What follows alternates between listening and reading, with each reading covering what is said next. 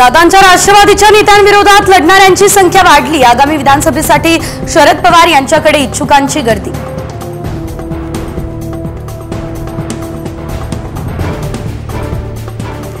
आमच्यापेक्षा गडकरींना आतली माहिती जास्त। गडकरींच्या लाडकी बहिणीवरील वक्तव्यावर सुप्रिया सुळे यांची प्रतिक्रिया। तर हा पैशांचा अपव्यय, राऊतांचं विधान।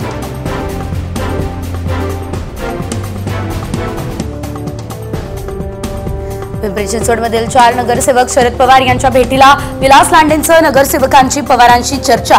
काही दिवसांपूर्वी लांडेंनी अजित पवार यांची घेतली होती भेट।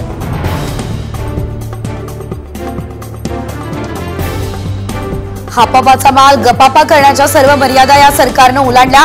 शालेय गणवेशावरून अंबादास दानवे यांचं सरकारवर टीकास्त्र। सहकार मंत्री दिलीप वळसे पाटील घरवापसी करण्याची शक्यता।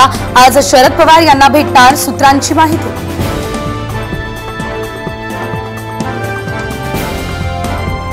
अजित पवार यांच्याकडून फलटणमधून विद्यमान आमदार दीपक चव्हाण यांना उमेदवारी। साताऱ्याच्या सोळशी गावातील कार्यक्रमात थेट फोनवरून नाव केलं जाहीर। माजी खासदार राजू शेट्टी यांना मिळालं पवईमधील म्हाडाच्या इमारतीत घर।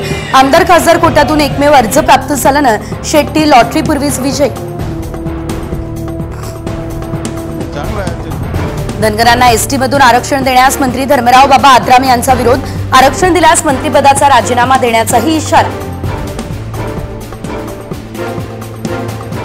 अब्दुल सत्तार यांच्या विरोधात आज सल्लोडमध्ये मोर्चा। सत्तार दादागिरी करत असल्याचा रावसाहेब दानवे समर्थकांचा आरोप।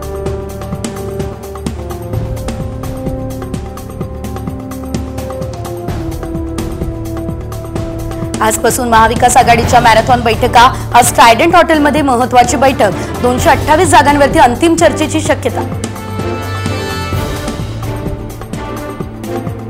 विधानसभा निवडणुकीसाठी मार्क्सवादी कम्युनिस्ट पक्षाची महाविकास आघाडीकडे 12 जागांची मागणी। तर मागणीवर ठाम असल्याची मांडली भूमिका।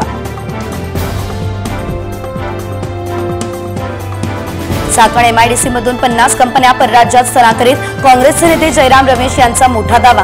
पायाभूत सुविधा नसल्यानं कंपन्यांनी धरली बाहेरच्या राज्याची वाट।